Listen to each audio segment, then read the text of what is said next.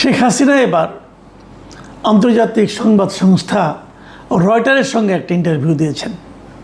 এর আগে একবার দিয়েছিলেন ভারতীয় সংবাদ মাধ্যম এনডিটিভির সঙ্গে, এবার দিয়েছেন সরাসরি রয়টারের সঙ্গে। এবং সম্ভবত এটাই শেখ হাসিনার প্রথম কোনো সরাসরি ইন্টারভিউ, কারণ এনডিটিভির ইন্টারভিউটা ছিল লিখিত আকারে।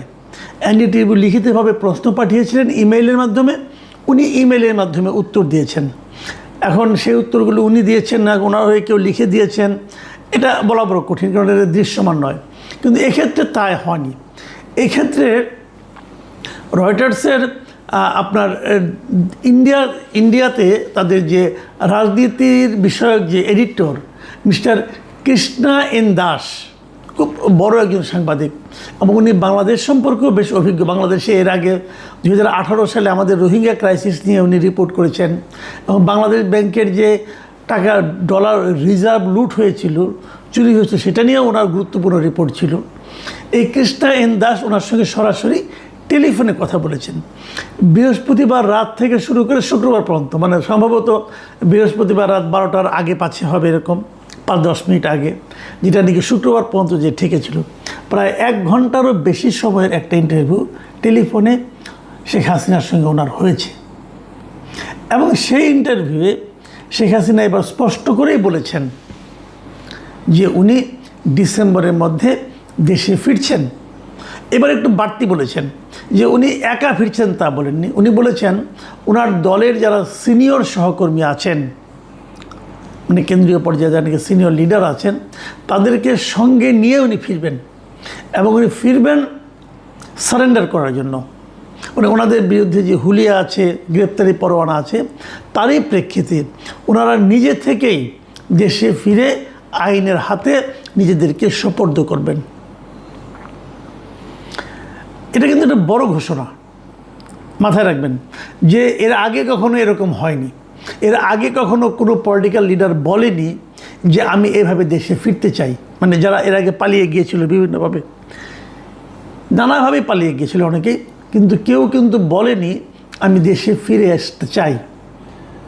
এই প্রথমবার, আগে একবার শুনলাম শেখ হাসিনাই বলেছিলেন, এখন আবার শুনলাম এবার একটা আন্তর্জাতিক মিডিয়ার কাছে উনি বললেন যে উনি দেশে ফিরে যাবেন এবং সেটা ডিসেম্বরের মধ্যেই যাবেন। এখন যে উনি কিন্তু বলেছেন উনি আন্দোলন করবেন না, উনি বলেছেন উনি সারেন্ডার করবেন এবং আইনের অনুযায়ী চলবে। এবং ওনাকে বলা হয়েছিল আপনি গেলে কী হবে, উনি বলেছেন যে ফেরার পর তারা আমাকে গ্রেপ্তার করতে পারে, এমনকি আমাকে হত্যাও করতে পারে, উনি এটাও বলেছেন। মাথায় রাখবেন শেখ হাসিনার বয়স কিন্তু এখন 78 বছর। কাজেই শেখ হাসিনার যদি সাহস থাকে এই বয়সে এ ধরনের একটা সিদ্ধান্ত নেওয়াটা যে কতটা রাজনৈতিক সুদূর প্রসারী সিদ্ধান্তের ব্যাপার, এটা নিশ্চয়ই আপনারা বুঝতে পারছেন। যদি শেখ হাসিনা ফিরে আসেন তাহলে কি হবে, এটা নিয়ে আমরা আলোচনা করব। কিন্তু তার আগে তিনি কেন ফিরে আসতে চান উনি সেটাও বলেছেন। উনি বলেছেন যে আমি জানি যে আমার মৃত্যু হতে পারে, তাও আমি যাব, কারণ আমার দলের নেতাকর্মীরা দেশের মধ্যে প্রচণ্ড চাপের মুখে আছে। কাজে সেই চাপটাকে উনি করার জন্য আসবেন। এবং উনি বলেছেন যদি আমার মৃত্যু আসে, আমি চাই যে আমার মৃত্যু যেন আমার দেশের মাটিতে হয়, যেখানে আমার পিতামাতা, আমার পুরো পরিবারকে হত্যা করা হয়েছে এবং তারা এই যে মাটিতে শুয়ে আছে সেই মাটিতেই যে আমি মরতে চাই। এবং উনি আরও বলেছেন যে উনি যে আসছেন, অনেকে এটা গত কয়েকদিন ধরে বলা বলি করছিল যে উনি যে আসছেন উনি কি বিদেশের অন্য কোনো দেশের কোনো শক্তির সঙ্গে, কোনো সরকারের সঙ্গে আলোচনা করে আসছেন। এটা আমারও ধারণা ছিল যে উনি আসলে নিশ্চয়ই অন্য কারোর সঙ্গে আলাপ আলোচনা করে আসবেন, বাট উনি স্পষ্ট করেছেন যে তার এই ফেরার বিষয়ে বিদেশের কোনো সরকারের সঙ্গে তার কোনো ধরনের আলাপ আলোচনা হয়নি।